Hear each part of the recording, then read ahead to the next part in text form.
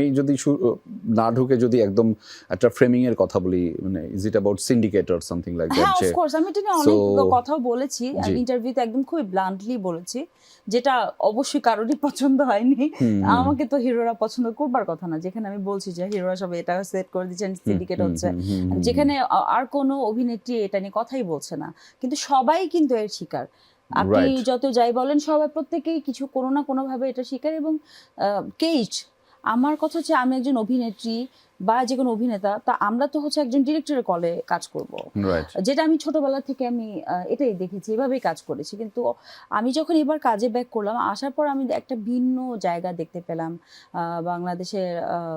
আমি যদি বলি যে নাট্যপাড়ায় বা নাটকের জায়গাটাতে এটা অন্য কেমন যেন একটা সিচুয়েশন, যেটা আসলে আমার সামলাতে বেশ বেগ পেতে হয়েছে। আমি ওর সাথে, ও আমার সাথে, এরকম একটা ব্যাপার। হ্যাঁ, মানে হচ্ছে যে এই অমুক এক্স ওয়াই জেড যেই হোক না হিরো, তার একটা ফিক্স একজন দুজন অভিনেত্রী বা নায়িকা হচ্ছে ফিক্স আছে, এবং এর বাইরে তারা যাচ্ছে না, যাদের সাথে আমার হয়তো একটা সময় রেগুলার কাজ হয়েছে।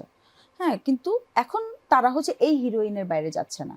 তো সবাই যখন তাদের ফিক্স অভিনেত্রী বা নায়িকা ফিক্স করে ফেলছে, আমি এখন একটু বাটে। হ্যাঁ, আমি এখন বলছি কি যে ওকে ফাইন, মাঝে আমিও কাজ করেছি, টানা একজন অভিনেতার সাথে কাজ করেছি, আমরা অনেকগুলো কাজ করেছি, কিন্তু তারপর সামহাও ওই যে আমাদের প্রফেশনাল কিছু কনফ্লিক্টের কারণে আবার একটা গ্যাপ পড়েছিল। তো তারপর সামহাও আবার আমি ওর সাথে কথাও বলেছি কিছুদিন আগেও, যে কি ব্যাপার, কাজের কি অবস্থা, তো হবে হবে হবে, ও হবের মধ্যেই আছে, এখন আর কোনো কাজের খবর নেই। জীবন ভাই, না আমি আপনি কোন সিন্ডিকেটের মধ্যে আছেন? আমি প্রশ্নের আগে আমার ওর কথা ধরে একটু আমি জিনিসটা বলি। জি, আমাকে কোনোদিন কোনো সিন্ডিকেটে আমি পড়িও নাই, সিন্ডিকেটে নাইও, সিন্ডিকেটে ফেলতেও পারবে না। আমি চ্যালেঞ্জ দিয়ে বলতে পারি যে ওগুলো আমি ধারধারি না, আমি এগুলো ধারধারি না, আমাকে আমার সাথে সাহসও পাবে না কেউ ওইটা, বা সাহস পাইলে তার সাহস নিয়ে থাকবে, আমি ভাই আমি আমি আমি আমার পরিচয় হচ্ছে আমি ডিরেক্টর, আমি ডিরেকশন দেখাই, ওকে আমার দরকার হবে, ওর সাথে ঝগড়া লাগলো আমি ওইটা করব। আমি এই জায়গাটা পড়ে যাচ্ছি। আমি আগে যাচ্ছি যে কয়েকদিন আগে ও বললো যে কয়েকদিন আগে কথাও বলেছি যে আমাদের কাজ হচ্ছে না কেন, এইটা তো ওর বলার কথা না। আমরা একটু সিরিয়াস জায়গায় চলে যাচ্ছি কিনা আমি জানি না, ও হচ্ছে, আমি ওকে শিল্পী বলি, আর্টিস্টই বলি বা অ্যাক্ট্রেসই বলি, আমি নায়িকা শব্দটা নাই বলি। এটা আমার ক্ষেত্রে এটা ঘটে যে স্ক্রিপ্টে লেখা থাকে নায়িকা এবং জীবন ভাই, তো আমাকে তো নায়ক হিসেবে ট্রিট করে না কেউ, আমি এটা চাইও না। এটা কারণ হচ্ছে নায়কদের একটা আলাদা অ্যাপিয়ারেন্স থাকে, এটা আমি নিজেও বিশ্বাস করি। নায়ক হবে শাকিব খান বা সুন্দর নিশুটিসেরা, ঠিক আছে, বা আপনি হইতে পারেন এরকম। আমি এটা চিন্তাও করি না কখনো। আমি যে অ্যাক্টিং আসবো এটাও আমি চিন্তা করি না, ক্যামেরার সামনে আমি আজ ভেরি শাই, সো এটাও বাদ দিলাম। এই যে জিনিসটা, এইটা কি নির্ধারণ করবে যে আমাদের কাজ হয় না কেন? এটা কি আরেকজন ওর কো-আর্টিস্ট নির্ধারণ করবে? এটা অবশ্যই না। ও শিল্পী, একজন ইন্ডিভিজুয়াল শিল্পী, তাই না?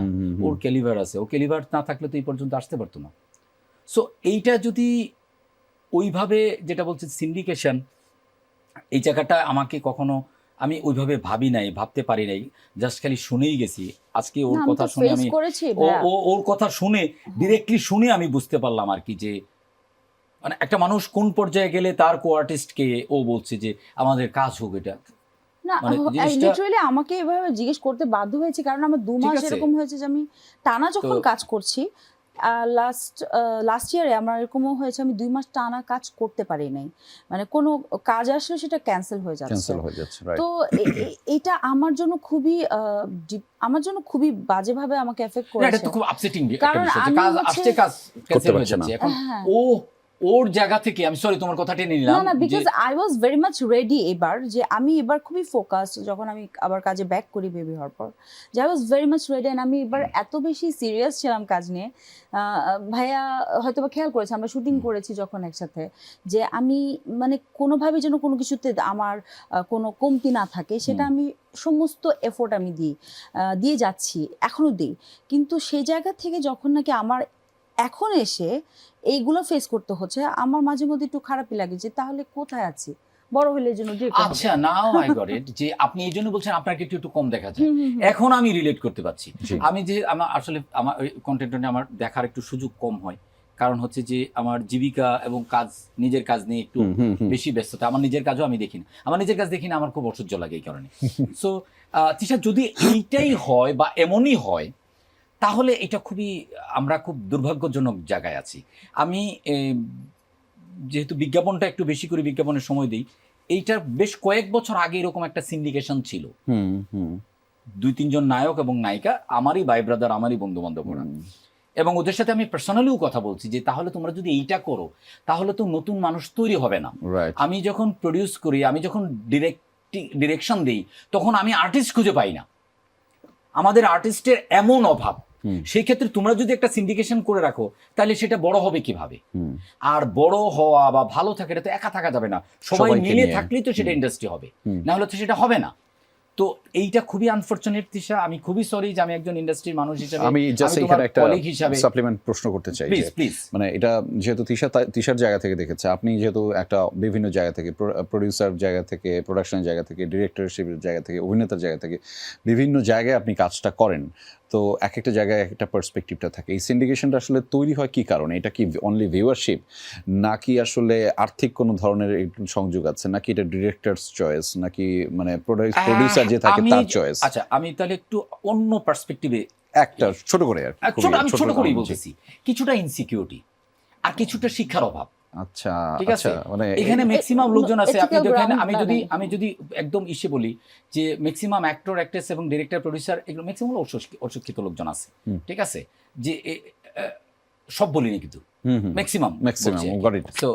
সো এইটা একটা বড় কারণ। ইনসিকিউরিটির কারণটা হচ্ছে যে আমার যদি এটা না হয় তাহলে এটা হবে। আমি কিছু ডিরেক্টরের এমন কথা শুনছি, তারা কন্ট্রাক্ট, ডিরেক্টর না, অ্যাক্টর কন্ট্রাক্ট নিয়ে আনে, সে নায়িকা সিলেক্ট করবে, সে কোয়ার্টিস্ট সেট করবে, ঠিক আছে, সে ডিরেক্টর সেট করবে, ঠিক আছে। আমার একজন, আমারই একজন আমার বন্ধু, সে অ্যাক্ট্রেস, ঠিক আছে, সে তার কাজটা গেছে, বলতেছে এটা তো অমুক ভাই, এটা তো পুরা কন্ট্রাক্টে নিছে। আমি অমুক ভাইকে, যে আমি ও তো অ্যাক্টিং করে, বলতেছে না উনি তো এটা পুরোটা যিনি কন্ট্রাক্ট নিছে, এটা প্রোডিউসার এবং ডিরেক্টর সবকিছু। আমি বিশাল বড় ইন্টারভিউ দিয়েছি, এটা এখন চলতেছে কিনা আমি জানি না। এই ক্ষেত্রে আমাদের নিজেদেরও, আমি যখন অন্যের সেটে অ্যাক্টর হিসেবে কাজ করি, তখন আমার নিজেরও কিছু সচেতনতা থাকা উচিত আছে, আমার একটু কনসিয়াস থাকা উচিত যে আমি কোনটা করবো এবং করবো না। এটা একটা বিষয়। তিশার জায়গাটা থেকে আমার তো লট অফ অপশনস আমার আছে, যে আমি এটা করি, ওইটা করি, নানান কিছু করি, ঠিক আছে। তিশা তো অ্যাক্টিংটাই, ও তো শিল্পী, ও তো অ্যাক্টিংটাই করতে চায়, ও অ্যাক্টিংটাই পারে, ও মরার আগ পর্যন্ত হয়তো অ্যাক্টিংটাই করে যাবে।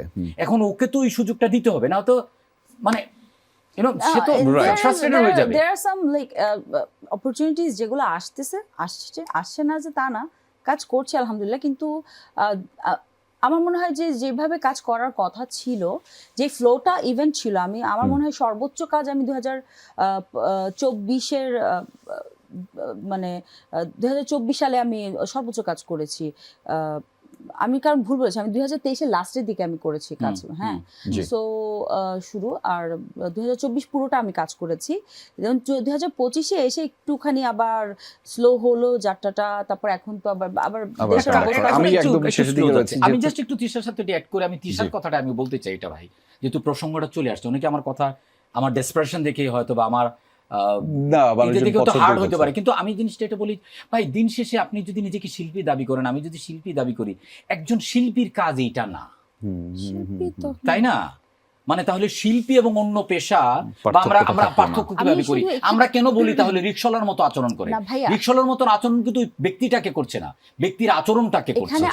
তো এই জায়গাটায় যে আমি যে শিল্পী, সেটা প্রোডিউসার হোক, কিংবা সেটা ডিরেক্টর হোক, কিংবা সেটা অ্যাক্টর, সেটা হোক, কিন্তু তার এই শিল্পী এইটা যেন থাকে যে আমি শুধু আমি আমার জন্য বলবো না, আমি এক্ষেত্রে আরো যদি একটুখানি অ্যাড করি, সেটা হলো যে আমাদের অন্যান্য অনেক যারা টেকনিক্যাল কাজ করে, যারা লাইটে, যারা ক্যামেরায় কাজ করে, যারা মেকআপ আর্টিস্ট আছে, অসম্ভব ভুক্তভোগী আছে, প্রোডাকশন ম্যানেজাররা আছে, তারা অনেক ভুক্তভোগী, অনেকে আছে কাজ নেই তাদের, ভাইয়া, শুধুমাত্র এই কারণে। আপনি জানেন, ইভেন যারা হচ্ছে আরো যারা সাপোর্টিং রোল করে, বাবা মা অথবা বন্ধু বান্ধব, ভাই বোনের চরিত্র যারা করে, এই কারণ এই সমস্ত কিছু কিন্তু তাদের কিন্তু একটা প্যাকেজ, হ্যাঁ, শুধুমাত্র নায়িকা কিন্তু না, এখানে প্রত্যেকটা জিনিস। আমার মনে হয় যে আমি কিছুদিন ধরে দেখছি যে এই জায়গাটা একটু চেঞ্জ হচ্ছে, এবং আমি পার্সোনালি আমি খুবই অপটিমিস্টিক মানুষ।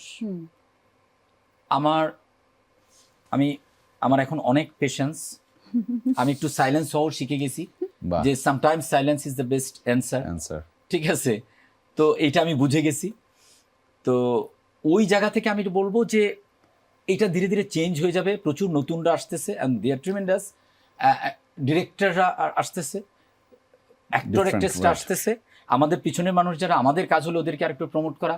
আর যারা পয়সাওয়ালা আছেন, যারা প্রডিউস করেন, ওনার পাশাপাশি পুরাতনদের পাশাপাশি নতুনদেরকে নিয়ে করেন। আর এই সিন্ডিকেট করে লাভ নাই, আর লাভ টিকে কি আর থাকাটা কি? কঠিন কঠিন। মানে টিকে তো থাকতে This পারে is না। a very আমার এই যে আপনি unethical thing বলতেছেন না 15 to বছর do. ধরে আপনি আমাকে ফলো করেন, আমি আমার 15 বসের বছর সাথে বেশি। সরফ ফারুকের সাথে ই করে আমার 24 বছর পার হয়ে গেছে আমি এই লাইনে। রাইট।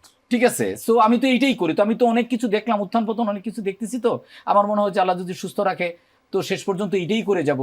হ্যাঁ, তো Right. আরো দেখবো, এটা করে কোনো লাভ নাই। নিজে ভালো থাকলেই কেবল ভালো থাকা But যায় না, আহমেদ সবাইকে ভাই, মিলে আপনি ভালো একটু থাকতে হবে। একটু দেখেন, আমি লাস্টে অনেক কাজ করেছি, কিছু কাজ। ওকে ওকে, দেখবো দেখবো দেখবো।